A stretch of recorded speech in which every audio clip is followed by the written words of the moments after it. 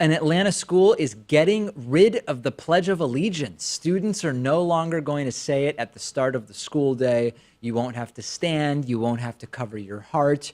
This is Atlanta Neighborhood Charter School that made the announcement this week. And their campus president of the elementary school said in her note to parents, more and more students just aren't doing it because, of course, you aren't actually forced to do the Pledge of Allegiance. More and more students are choosing to sit and recite it rather than stand. More and more students are choosing not to recite the Pledge of Allegiance at all. And the school has decided that they're going to do away with it. And I love this. You have heard me before, if you've been listening to the show or watching the show for any length of time.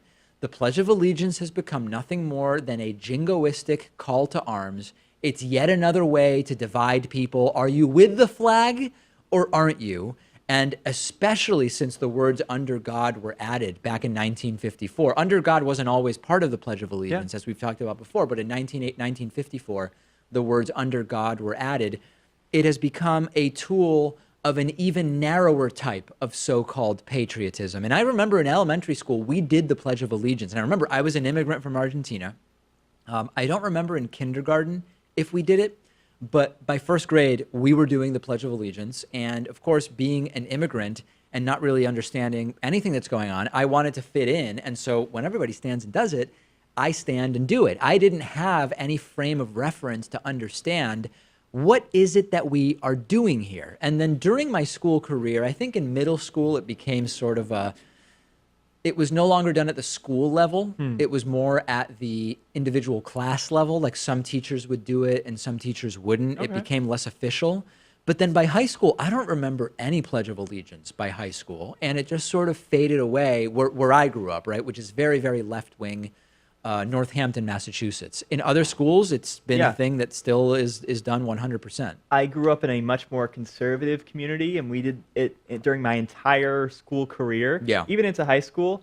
And I remember I once had a teacher, a science teacher, who was a Jehovah's Witness. Right. And so she didn't participate in holidays or birthdays, reciting the pledge, political process, none of that stuff. Sure. She's a Jehovah's Witness, and that would be against her religion. So she just sat and watched us. And I remember thinking, we all must look like sheep right now. And that was the moment when I realized, like, the Pledge of Allegiance, we should kind of phase this out. It took a Jehovah's Witness to teach me that. At some point early in the semester or the year, the teacher said, so I don't do the Pledge of Allegiance for religious reasons. But didn't even disclose that. Just sat down and watched us. And how did you figure out that it was because of her religion eventually? Well, she was somewhat open about that. Like, we could kind of, pick her brain on that topic. So this is red meat for the Fox News crowd. This is a sort of war on Christmas type of story for Fox News. It'll be a story they can say is evidence that we're losing the real America in our schools and all of that stuff. It's like when prayer was removed from school.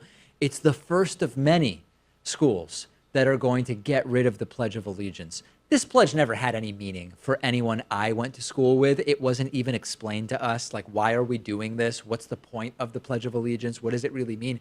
What are we actually pledging? Because pledges are, after all, pledges. They're pledges. What is it that we are actually pledging here? And it's a totally meaningless way to claim patriotism. And the entire thing, much like many patriotic ideas, it started as a scam. A lot of people don't know this, but there's a Christian minister who was named Francis Bellamy. He was hired by the owner of the Youth's Companion. The Youth's Companion was a kids magazine for a while. It eventually merged with some other. I think it eventually merged with another magazine called The Boys' Companion. And they were able to sell tens of thousands of U.S. flags to schools by saying in the magazine and using it as a promotional campaign, say the Pledge of Allegiance, etc. I mean, it started as a scam, much like Mormonism, much like Scientology, much like all this stuff. It goes back to somebody who made a killing by saying schools should do it, and every classroom needs a flag, and the school needs a flag, and you just need flag, flag, flag everywhere. He made a ton of money. Yeah, patriotism combined with capitalism, that sounds like the American story to me. And now if you're against the Pledge of Allegiance, you want it removed from schools, you're somehow un-American? Of course. Oh, absolutely. If you don't do this, you're actually going against whatever, I guess, the flag sale commitment of American patriotism. Apply this to anything else also. Like, military service members must recite the Constitution every day because, after all, they're defending the Constitution. They should have to do it every day. Or you and your spouse every morning have to recite your marriage vows because, listen, that's a lifelong commitment and you need to constantly be aware of it, that you are still pledging your loyalty to those vows of marriage or whatever. This is creepy. If you apply it to any other circumstance, it is very, very obviously odd. And of course, they always say, listen, anybody can opt out. You can't get in trouble for not doing the pledge. That is true by the letter, but you can still be made fun of. You can still be ostracized in many schools because of the stigma around it. Particularly, we've heard from parents who say, I'm worried. I don't want my kid doing it, but I'm worried about them not doing it because I don't want them to get picked on. And I actually thought it was normal to do this when I was in elementary school. If you don't have a frame of reference, if you don't understand what other options there are, this seems normal to you, and it's not. Singing a song at a school pep rally or an assembly every once in a while, even if it's a song about America, okay, right? Every single day, pledging allegiance to the flag under God. Give me a break. I'm glad that the school is doing this, and I congratulate them. Yeah, it's going to be the first thing that you do when you enter the school. Before you learn your numbers and your letters, Yeah. you gotta pledge allegiance to America and to our flag. I've been deprogrammed from that. I now realize it was bonkers all along. I participated in it. It was a sort of shared delusion that I bought into because I didn't know what else to compare it to. I was new to the United States and I just did it. I stood there and I put my hand on my heart and I said, I pledge allegiance under God to the flag. And it was very, very cultish. And I'm glad that I've been completely deprogrammed. We've deprogrammed you as well, right? Oh, slowly but surely, Yeah. yeah. I mean, I was considering taking a knee for the Pledge of Allegiance, but Yeah. you talked me out of that. Sure. Okay.